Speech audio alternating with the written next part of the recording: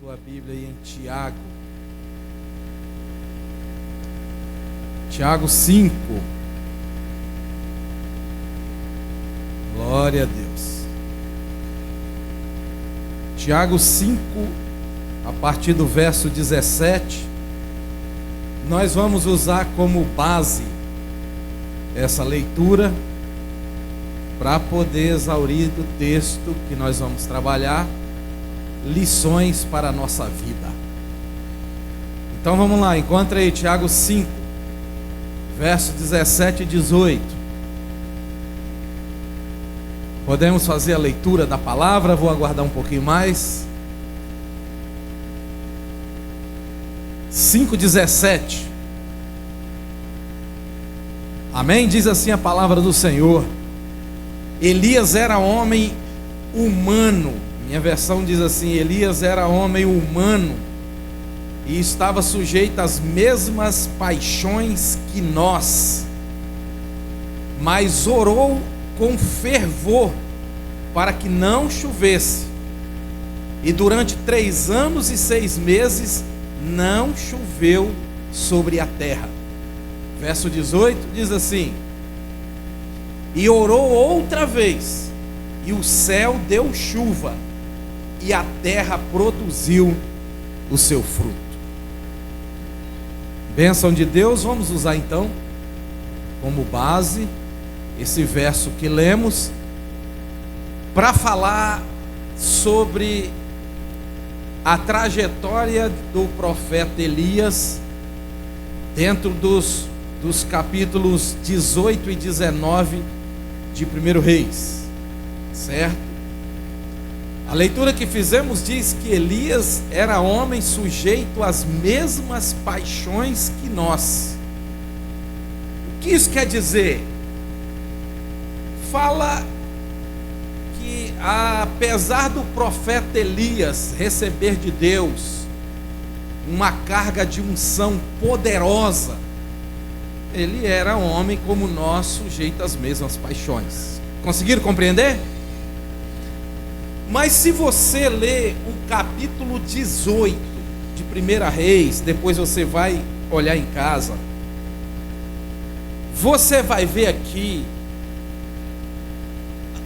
os prodígios, os feitos de Elias no capítulo 18.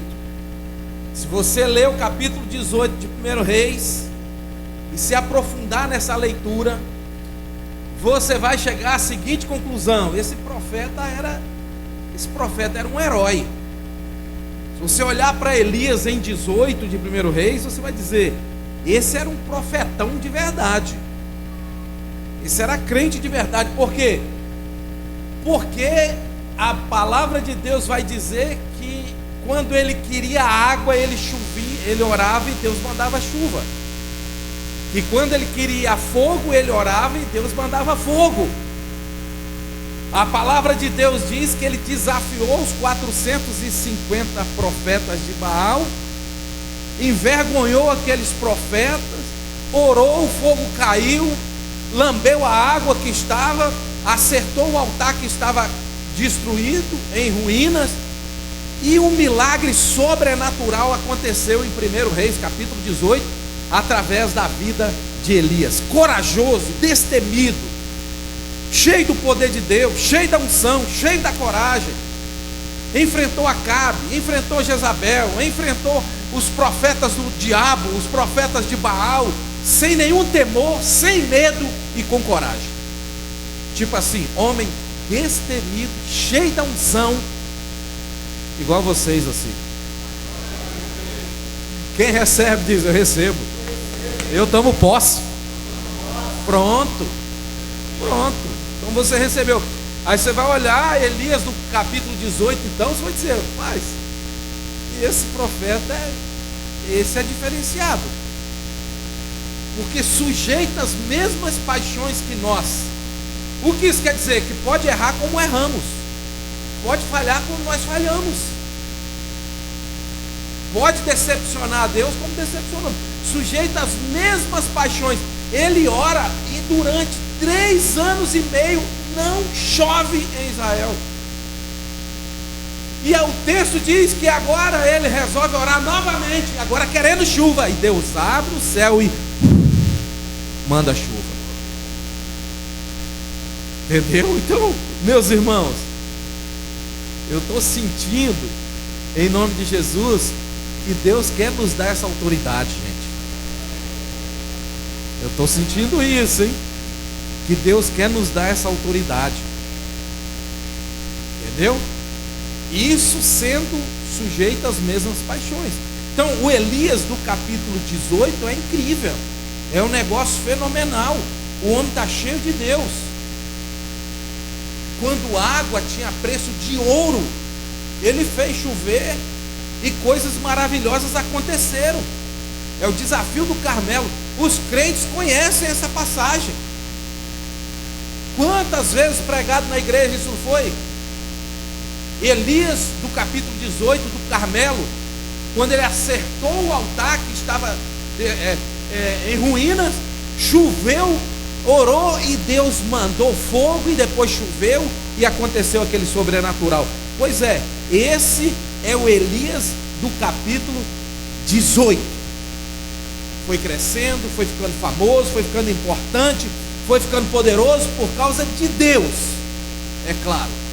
Mas após o Carmelo, após o capítulo 18, o ciclo vira, certo? Após isso tudo, escute isso atentamente. Jezabel mandou uma carta para Elias dizendo: vou te matar. Escute isso. Vira a página e aí a gente vai para o capítulo 19. O capítulo 19 já é um outro Elias. Preste bem atenção nisso. Depois que ele recebeu a carta e leu que Jezabel disse: estou à sua procura e vou te matar. Estão atentos? Nós estamos no 19. No 19 virou o ciclo e agora já é um outro Elias. Já não era mais aquele que era destemido, aquele que era corajoso. Agora no capítulo 19 é outro homem. E aí você olha, mas como é que pode uma coisa dessa? Como é que as coisas mudam tanto em um dia só, gente? Então fique atento aí. Como que alguém no 18 é corajoso, é campeão, e no 19 é um medroso foragido? De um dia para o outro. Como isso pode acontecer? Por causa de uma palavra, por causa de uma carta. Aquele homem que não tinha medo de nada, agora tem medo de tudo. Certo? Elias, que não temeu Acabe, que não temeu os profetas, que não temia a própria morte, agora tem medo de uma mulher que se chama Jezabel. Então eu quero transmitir para vocês a seguinte questão: como nós mudamos de um dia para o outro? É sobre isso que eu quero falar. Como em um dia nós estamos cheios de alegria, cheios de ânimo, cheio de coragem, cheio da unção de Deus, sabe, todo animado, e aí no outro dia nós somos como esse Elias, medroso, covarde, foragido, se escondeu, correu por causa desta carta. Você lê o capítulo 19 no verso 3, diz assim, preste bem atenção nisso. Nós estamos falando agora do Elias do capítulo 19. Do capítulo 18, aquele homem cheio do poder de Deus. Mas no 19, no verso 3, diz assim: Elias teve medo e correu para salvar a sua vida. Preste atenção. Elias teve medo e correu para salvar a tua vida. Perceba que no 18 ele não tinha medo de morrer, mas aqui ele está correndo, ele tem medo e ele está correndo para salvar a tua vida. Quando chegou a Berseba, que pertence a Judá, deixou ali o seu moço, o seu amigo, o seu companheiro de ministério. Preste bem atenção nisso. Quando ele passa a ter medo e ele foge de Jezabel, a primeira ação dele, teve medo e correu para salvar a tua vida e deixou ali o seu amigo. Primeira coisa que ele faz, ele abandonou o seu amigo. Olha a decadência. Olha como é que vai descendo, como é que vai descendo. No versículo 4 diz: ele mesmo, porém, foi ao deserto, a caminho de um dia, chegou, assentou-se debaixo de um zimbro e pediu para si a morte, dizendo: já basta. Senhoras e senhores, vamos olhar isso aqui de perto, vamos colocar os olhos nisso aqui de perto e procurar entender isso. Como as coisas mudam em um dia só. Talvez seja o caso de alguém aqui que ora está todo animado e está cheio de Deus, que depois de uma palavra, que depois de uma situação já muda completamente, certo? Não dá continuidade, não é perseverante. Como as coisas mudam. Você vai ver a partir do verso 3 que não tinha nada a ver com Elias do Carmelo, animado para restaurar o altar, cheio de poder para desafiar os profetas, cheio de autoridade para desafiar Acabe, completamente diferente. Será que isso cabe em nós? Será que tem alguma coisa a ver conosco isso? Por que semanas nós estamos cheios do poder de Deus, cheios da alegria, cheio da fé, cheio da confiança, e logo depois nós estamos desanimados, estamos para baixo? Então você vai ver no verso 3 do capítulo 19, que a primeira coisa que ele faz é abandonar seu amigo. Já deixou num canto, deixou ele de lado, o seu bom companheiro de ministério. Já mudou de foco, já mudou de direção. Muitas vezes a pessoa está na igreja, caminhando certinho, caminhando com Deus, está tudo uma maravilha, mas arruma um problema, procura um defeito, procura uma guerra, e já abandona o seu amigo de ministério, de altar, de louvor, já deixa de lado o seu amigo da igreja, que tem uma palavra, que tem um abraço, e já vai procurar outro canto. Primeira coisa que ele faz, por causa de uma carta de uma mulher, primeira coisa que ele faz, fica com medo, teme morrer, foge e abandona o seu companheiro. Segunda coisa que Elias faz no verso 3, no verso 4, ele mesmo foi em direção ao deserto, caminho de um dia. Olha a decadência. O Elias de um dia atrás, ele ora, Deus responde, manda fogo, manda água e faz a coisa acontecer. O Elias de um dia depois abandona o seu amigo. Olha a sombra de variação. Percebe isso? Como é que o homem varia no seu pensamento? Entendeu? Como é que o homem não tem convicção e dá sequência na caminhada?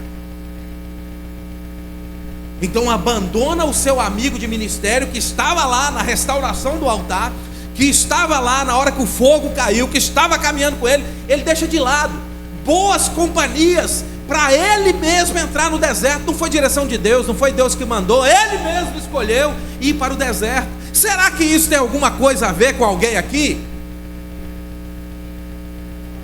Com as próprias pernas, gente, caminho de um dia. Será que ele esqueceu do Deus que operou aquilo tudo no 18? Tem alguma coisa errada em Elias aqui? Não pode. Não pode, tem alguma coisa errada com ele aqui. Como é que alguém de um dia para o outro vai esquecer o que Deus fez para correr de uma mulher? É a amnésia. Será que tem alguém aqui que esqueceu das grandes coisas que Deus já fez na tua vida? E agora está mais para o deserto do que para a luz? E agora deixou de lado os seus amigos da caminhada, abandonou. No verso 3, teve medo, correu para salvar sua vida. Quando chegou em Berseba, que pertence a Judá, deixou ali o seu moço, o seu companheiro de ministério. Será que Elias esqueceu do Deus do capítulo 18? Daquilo que Deus fez? Será que a nossa mente é tão fraca assim? Para você entender que já tem muitos anos que Deus faz maravilhas na tua vida?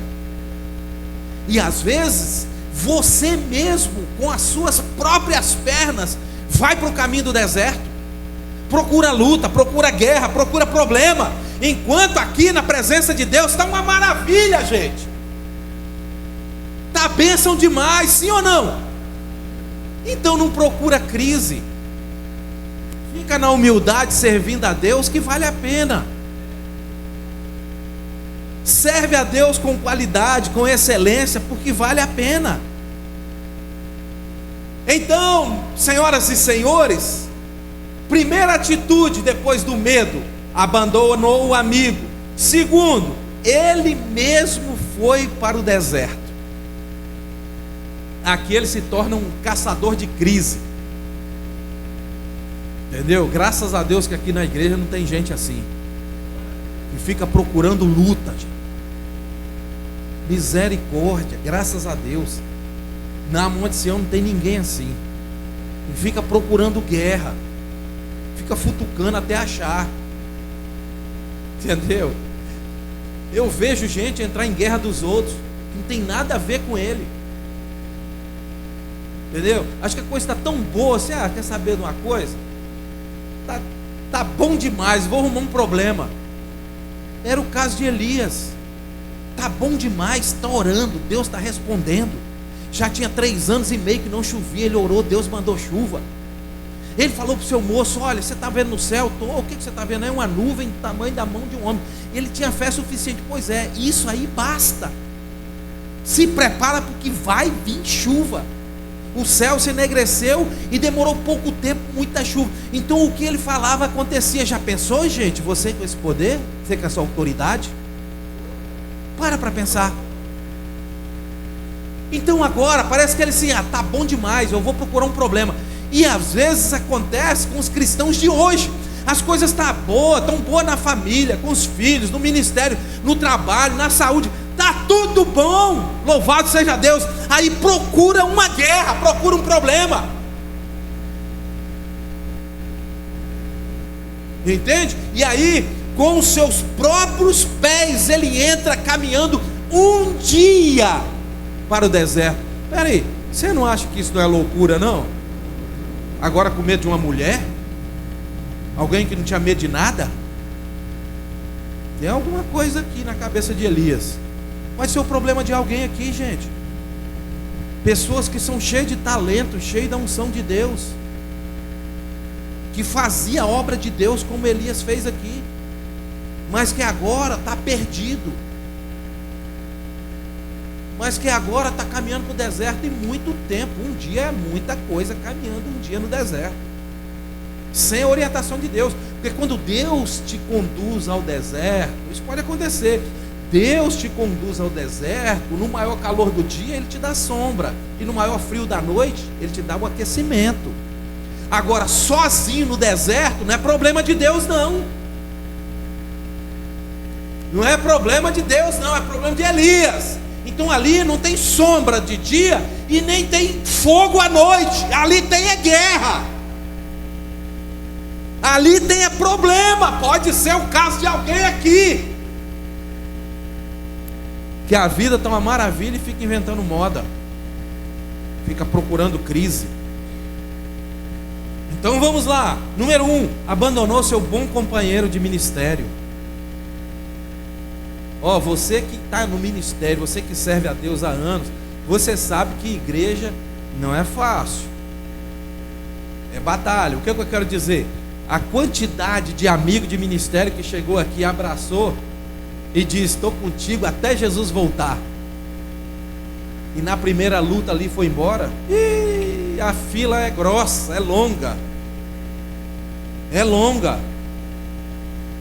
Procura saber do relacionamento de Elias com esse moço dele aqui, com esse amigo dele aqui. Antes disso, era lado a lado, de aliança, de parceria. E na igreja é assim, gente. Chega de gente e diz: pastor, você é a coisa mais linda desse mundo, você é maravilhosa, eu te amo e estou contigo até Jesus voltar. Lá na curva, ali na frente, já deu um problema aí. Pois Elias está fazendo isso. Abandona um amigo, vai para o deserto. Fazer o que? Não sabemos. Não sabemos. Vai para o deserto. E aí depois que vai para o deserto, se acomoda ali embaixo de um zimbro. E depois, reclamando da vida, reclamando de Deus, ele diz: basta que eu morro, que eu morra, eu não sou melhor que os meus pais. Ele estava dizendo o seguinte: basta, chega, eu não sou melhor que os meus pais. Ele estava dizendo: eu sou igual aos meus pais. Os pais de Elias, fracassado, derrotado. Ele está dizendo: para mim, chega, basta, quero morrer, eu sou igual aos meus pais, fracassado, derrotado, todo errado. Ele pede para morrer. Que coisa doida isso, né? Alguém tão usado por Deus. Você pesquisar a Bíblia, você vai ver que 3 homens da Bíblia pediram para morrer, a saber, Moisés, Jonas e Elias. Meus irmãos, a vida é um desafio. Tem uma música secular aí que diz o seguinte: é preciso saber viver. É verdade, tá? Se você não souber, vai dar problema. Vai dar problema. Mas o problema não vem de Deus, o problema sai do homem. Porque está tudo direitinho nos seus conformes. Uma carta muda a mente. Abandona um amigo, vai para o deserto, se esconde ali e fala: já basta, quero morrer, eu sou igual aos meus pais. Aí você vê esses 3 homens pedindo para morrer. Pressão de ministério, gente. Você sabia que tem muita gente talentoso de ministério, mas que não quer assumir? Deus me livre se fala: Deus manda te dizer, você vai ser um pastor. Você fala: está repreendido, vira essa boca para lá. Poucos dizem: vira essa boca para cá. A maioria vira essa boca por causa da pressão, meu, da cobrança, da pressão. Por isso que o pastor, ele só vai conseguir romper se ele tiver um chamado. Entendeu? Chamado por Deus, da parte de Deus. Se ele for um profissional, a gente vê muito isso. Pastores profissionais, eles se formam, se tornam, são profissionais. Esses não aguentam. Agora, se ele tiver um chamado, ele suporta. Esses homens pediram para morrer. Se olhar para Moisés, peraí, Moisés, esse homem foi usado por Deus para tirar o povo do Egito. Como é que pode? Se olha para Jonas, você vai falar: esse homem pregou em Nínive e a cidade toda se converteu. Até os animais se converteram no poder da oração de Jonas. Que tipo de unção é essa? Que vem de Deus, é claro. Uma cidade inteira. Ele quer morrer. Elias agora quer morrer. Por mais que seja travada a guerra, viver é uma maravilha, irmãos. Eu quero viver 138 anos. Nós seremos a geração de Matusalém. Em nome de Jesus, o povo de Sião vai ter longevidade.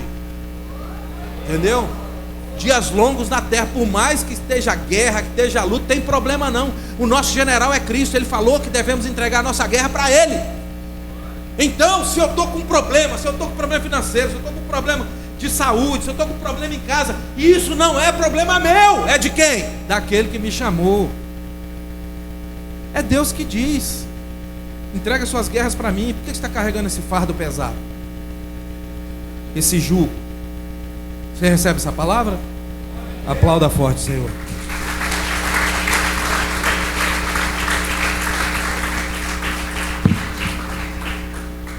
É isso, meus irmãos. Então ele,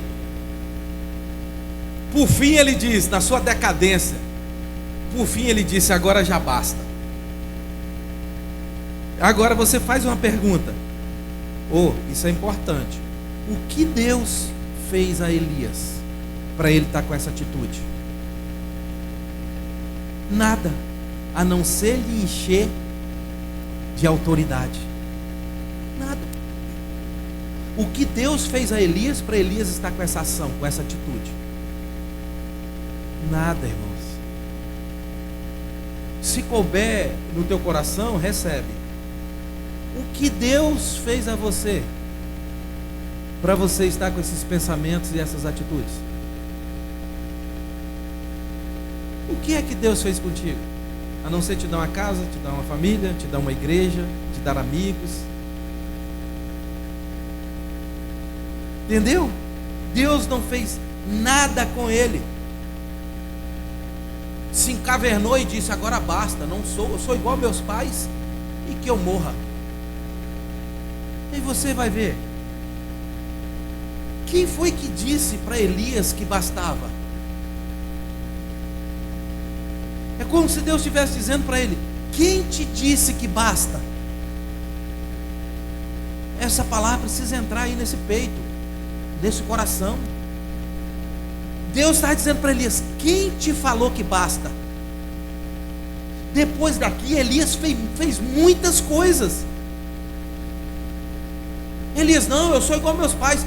Não quer meus irmãos, porque um parente seu fracassou, porque alguém da sua família fracassou. Isso não significa que você vai fracassar também, não.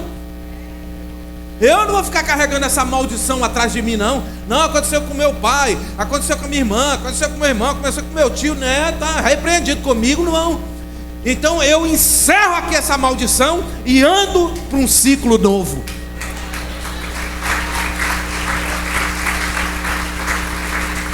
Deus estava falando para ele: quem foi que disse que basta? Eu tenho muito mais para fazer na tua vida. Muito mais. Essa palavra serve para alguém aqui, ó. Alguém que um dia disse basta e hoje não faz mais nada para o reino de Deus. Não faz mais nada. Está esperando o chicote estalar. Só pode, irmãos. Só pode estar esperando as coisas estreitarem, porque nós somos assim. Deus está falando, Deus está chamando, Deus está apertando. Não, mas nós estamos no oba-oba, nós estamos brincando. Uma hora, meu filho, uma hora dá ruim. Uma hora a coisa estreita. E aí a gente vai correndo, né? Aí a gente vai correndo. Prova, certeza de que o que aproxima o cristão de Deus é provação. Muita bênção afasta. Esse que é o problema. Agora vem uma aprovação. Preciso na igreja hoje ouvir uma palavra. Deus vai falar comigo. Ah, é? Preciso no monte orar. Preciso fazer um jejum com a coisa. Então a aprovação, a adversidade aproxima o homem de Deus. E a prosperidade, quando tudo está bom, quando tudo está bonito, é isso aqui, ó. É esse Elias aqui, ó. Então, se alguém da tua casa, parente, fracassou, não significa que você tem que ir. Não significa que você tem que ir na mesma linha, não. Entendeu? É isso, não tem nada a ver uma coisa com a outra. Tem que se encerrar em você essa maldição. Então, quando eu era bobo, há muitos anos atrás, que agora eu deixei de ser bobo, eu tive uma discussão com a pastora Rose. E eu falei bem assim para ela. Eu fiquei nervoso com ela e falei bem assim: você presta atenção, hein? Porque você presta atenção no que eu vou te falar, hein? Na minha família houve muitos divórcios. E comigo não. Nós vamos ficar velhinhos juntinho até o último dia de vida. Eu vou ter que aguentar você, e você vai ter que me aguentar. Enfim, tem que se encerrar aqui esse ciclo de maldição. Eu que não vou aceitar. Se está escrito aqui que na cruz do Calvário nós fomos abençoados por Cristo Jesus e temos direito a essa herança. Então eu não quero nada contrário a isso. vê Elias do capítulo 19 completamente diferente, é um homem desviado. Porque Deus não fez nada. Vai embora, abandona um amigo, vai para o deserto e pede para morrer. E diz que é igual aos pais. São crises, são dificuldades que precisamos romper na vida como servos de Deus. Nós não somos ignorantes a estas coisas. Nós sabemos que depois de uma prova, de uma adversidade, vai vir a vitória. Isso é promessa de Deus. E nós sabemos também que a adversidade, que a prova, que a luta é para aprimorar os filhos de Deus. É para aprimorar, para ajustar. Então, senhoras e senhores, esse texto do capítulo 19 de Reis nos mostra um Elias encavernado, desanimado, pedindo para morrer, entendeu? Desistido de tudo. Vou finalizar em 10 minutos aqui, ó. Desistido de tudo. Meus irmãos, dentre as coisas mais finas, podemos dizer assim, mais excelente que você opera na sua vida, uma das coisas mais excelentes, mais finas, é o seu ministério com Deus, é a sua vida com Deus. Trabalhar é necessário, família é uma maravilha, amigos, tudo isso é uma maravilha. Mas uma das coisas excelentes é a sua vida com Deus.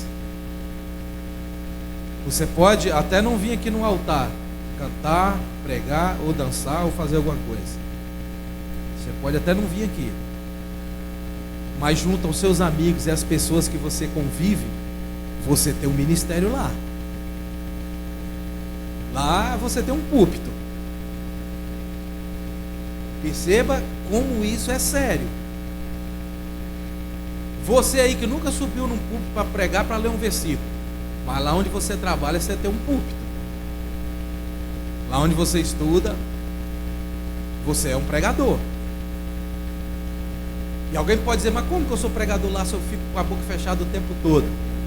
Você prega com ações. Eles estão de olho em você. Eles sabem que você é luz. Eles sabem que você é cristão. E vão te cobrar como tal. Então essa é a verdade. Elias encavernado aqui, vou finalizar agora. Elias encavernado aqui, Deus faz 3 coisas com ele. E aqui eu vou fechar. Preste atenção. Elias no 19 encavernado, Deus faz 3 coisas. Aleluia. Posso falar? Tem mais 10 minutos aí para eu poder falar? Então, se você ler o verso 5, 6, 7, depois você vem em casa, você vai ver que Deus aqui fez 3 coisas com Elias. Número 1, no verso 5, diz assim, número 1, no verso 5, primeira coisa que Deus fez com Elias, Deus deu a ele o sono. O verso 5 diz, e deitando-se, dormiu debaixo do zimbro. Zimbro é uma espécie de planta, de árvore pequena. Preste atenção. Primeira coisa que Deus deu a Elias naquela situação que ele estava vivendo. Primeira coisa, Deus fez ele dormir. Meus irmãos, você pode ter certeza disso. Esse é o melhor remédio, o sono. Pode perceber que você um dia foi para a cama revoltado com a situação, decidido a fazer algo, mas quando o dia amanheceu, você já acordou com a mente diferente. Estão atentos? Então a primeira coisa que Deus dá a Elias, o sono. O sono é maravilhoso, o sono é restaurador. Por quê? Por quê que Deus dá a primeira coisa a Elias, o sono? Deus fez ele dormir, por quê? Porque é o remédio. Porque quando você dorme, você zera. Porque quando você dorme, você acorda para ter uma outra oportunidade. Hoje vai ser diferente. Ontem foi daquele jeito, mas hoje vai ser diferente. Então Deus dá a ele, em primeiro lugar, o sono, e dá a ele a oportunidade de mudança no outro dia. É o sono do justo. Salmo 127:2 diz assim: aos seus amados Deus dá enquanto ele dorme. Ou seja, você está dormindo e Deus está trabalhando. Aleluia, glória a Deus. Louvado seja o nome do Senhor.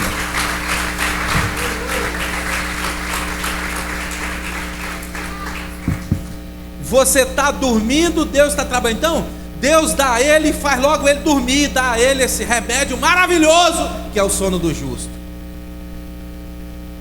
Quem tem dificuldade de dormir sabe que é prova, hein? De vez em quando lá em casa, 3 horas da manhã, eu vejo as panelas bater lá na cozinha. Mas a pastora Rose vendo a dieta dela. Mas aí ela volta e Deus dá aquele refrigério. Sono é maravilhoso, irmão. Sono é maravilhoso. Quem dorme bem aqui faz assim. Tá vendo? Tá vendo, irmão? É o sono de Elias, o sono de Jacó, lá no travesseiro de pedra, lembra? Jacó está fugindo do irmão e dorme lá no deserto, na cabeça em cima de uma pedra. Como é que pode alguém no deserto dormiu e sonhou com a escada branca de Betel, hein? Como pode? Num cenário daquele, dormir e ainda sonhar. Eu tenho mais 20 minutos. Então, meus irmãos, preste bem atenção nisso. Preste bem atenção nisso. Deu sono. Número 2, o que mais Deus deu a Elias? Número 2, quando ele acorda, Deus dá a ele o alimento. Olha como isso é forte. Presta atenção. Deitando-se, dormiu debaixo de um zimbro. De súbito um anjo tocou e disse: levanta-te e come. Primeiro Deus dá o sono, depois Deus dá pão e água fresca. Olha que maravilha, irmãos. Agora, se é um Deus vingativo, revoltado, o que ia caçar atrás de Elias? Fala para mim. Se é um Deus revoltado, iracundo, irado, o que seria de nós? Nas 1389 vezes que você falhou com ele, só em um mês. O que seria de nós? Você acha que se não é um Deus que é rico e perdoar, ir atrás de Elias? Será que Deus não tem poder para levantar uma outra pessoa, não? Ah, essa não quer nada, então fica para lá que eu já vou levantar o outro aqui. Mas Deus não desiste. Vai lá na caverna onde ele está, vai lá no zimbro onde ele está deitado, dá o sono restaurador, dá água fresca, dá pão e ainda lhe diz: eu sou contigo. Será que tem alguma coisa a ver com alguém aqui? Deus vai lá e dá o alimento, o pão e a água fresca. E o que significa esse pão e essa água fresca? Significa nova coragem para a vida. É o vigor, entendeu? É a nova coragem para a vida, é a nova disposição para o chamado. Que maravilha, irmãos. Que maravilha. Então Deus deu a ele o sono, deu a ele o alimento, e depois no 3, Deus deu a ele a atenção. Deus conversou com Elias e deu ouvido a ele. Sabe, meus irmãos, presta muita atenção nessa frase. Pastora Rose, presta muita atenção nessa frase. Olha, guarda essa frase aí. Quando conhecermos quem é Deus de fato, preste atenção, quando conhecermos quem é Deus de fato, ficaremos menos preocupados com as nossas questões. Vou falar de novo para entrar aí no ouvido e descer na tábua do coração. Estão atentos? Se conhecermos a Deus, quem Ele é de fato, ficaremos menos preocupados com as nossas questões. Entendeu, irmãos?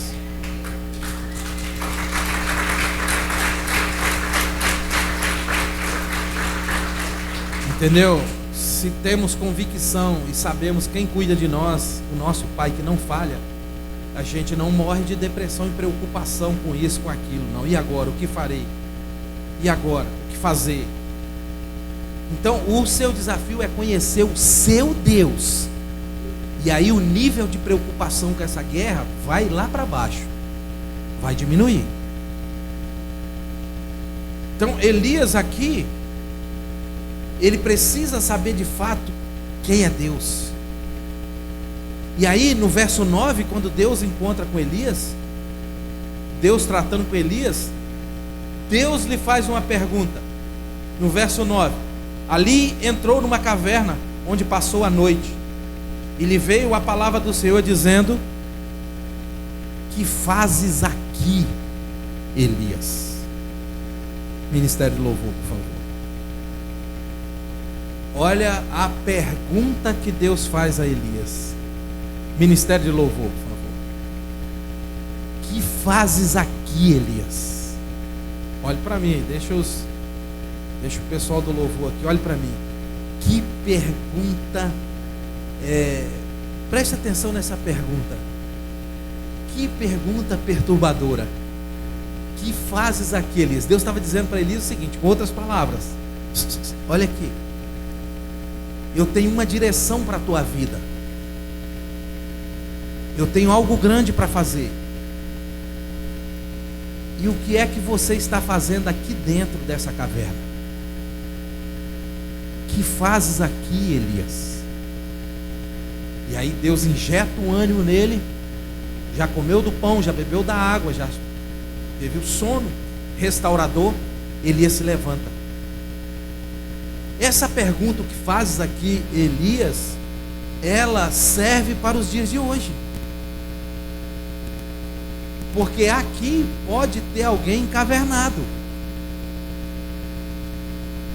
Preste atenção nisso. E deixa o pessoal do louvor aqui, olha aqui para mim. Deixa eles. Essa pergunta Deus pode estar fazendo para alguém aqui. O que você está fazendo? Por que você está nessa caverna? Pode ser. Então, senhoras e senhores, para quem é que Deus está perguntando isso hoje?